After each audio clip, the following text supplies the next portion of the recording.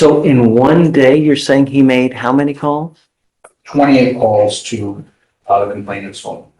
Well, Judge, Phone calls. this would violate my client's 5th, 6th, 8th, and 14th off the top of my head constitutional rights.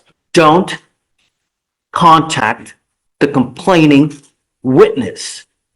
Don't use anyone else to contact the complaining witness.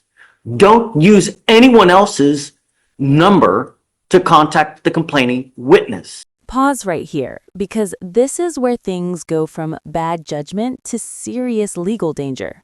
When a judge issues a no-contact order, it doesn't matter if you're in jail, out on bond, or think you found a loophole.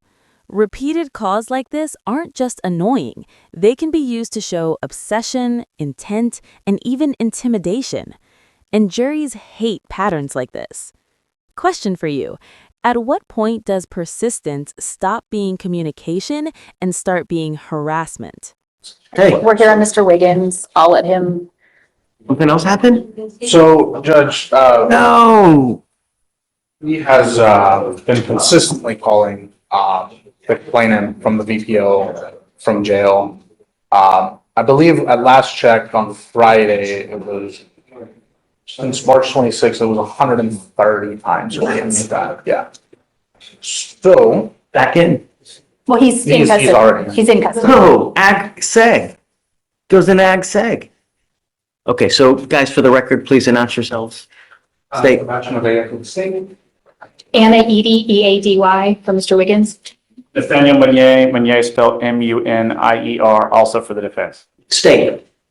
You wanted to bring something to the court's attention.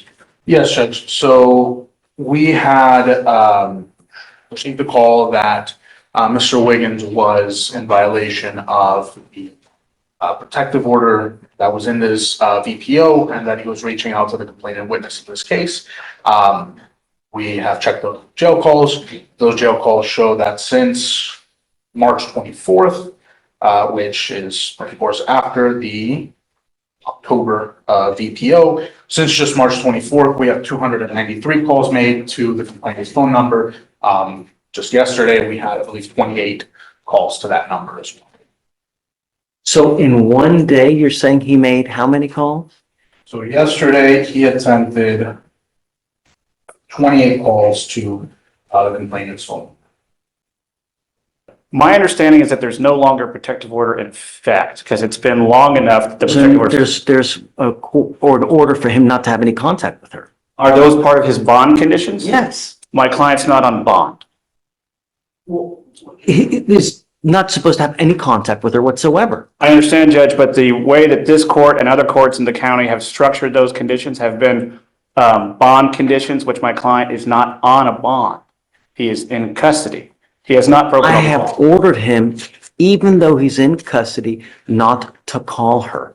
I understand, Judge. Assuming that he had violated some form of a court order that is not a bond condition, I believe the appropriate remedy would be contempt, and which would be a separate criminal proceeding. At the same time, for Ms. Edie talked to me today, it sounds like that the court was going to order ag seg in the jail, so the formal The only term- way that we can revoke phone privileges on someone is ag seg. Yes, Judge. My issue with that is it's a hammer when a scalpel is needed. So while I understand that the district attorney's office has alleged that my client is called a victim in this case, there's no protective order in place. The bond conditions are not in effect because he's not on bond, thus no crime has taken place.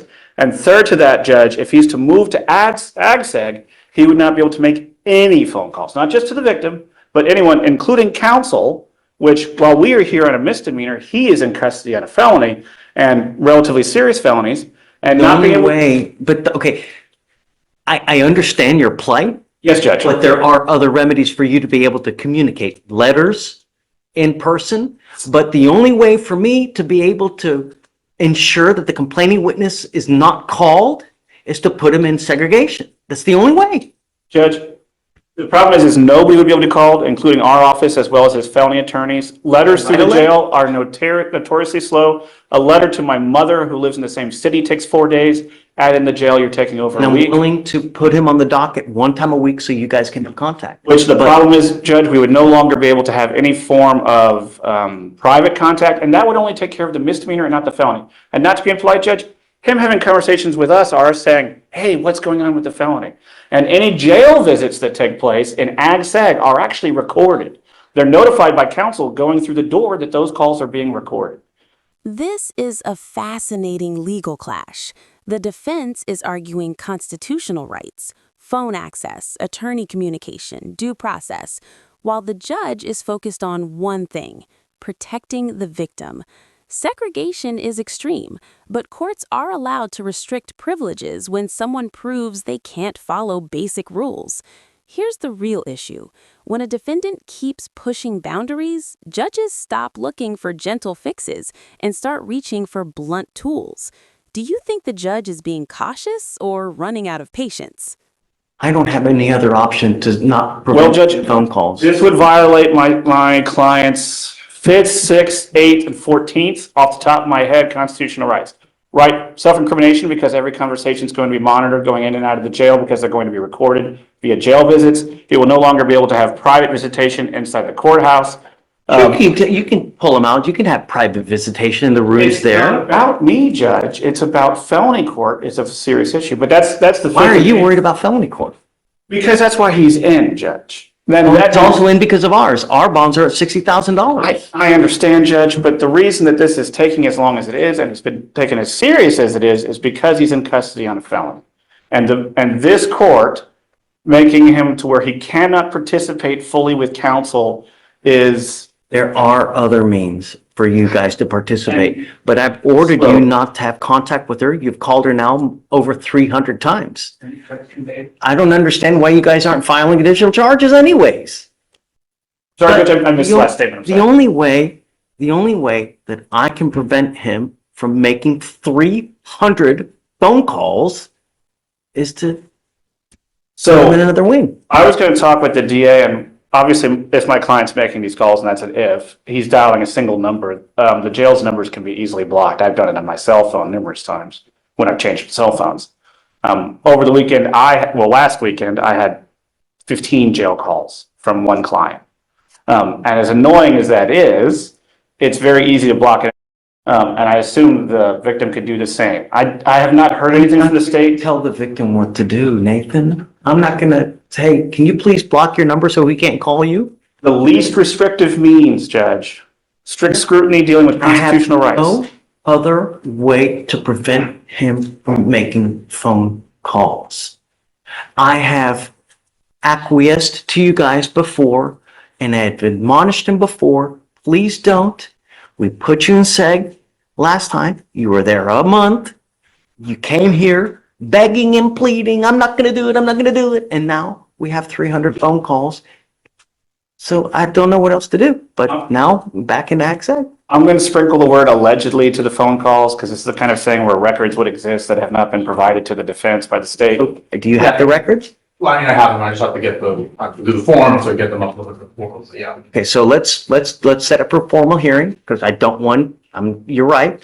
I don't want to give you state the benefit of the doubt without him actually, or Anna actually seeing it and seeing that the phone calls were actually made. So let's set up for a formal hearing. How soon can you get him the evidence? And if we could keep him in normal population so that we could visit him, as does his felony counsel, and they Mr. can Wiggins, I'm in our going to have you sign an affidavit from today promising me you're not going to reach out to the complaining witness in this case by any means. If you do, I can have a contempt hearing, and every single time it's punishable by up to 6 months in jail and a $500 fine per the advice of your lawyer.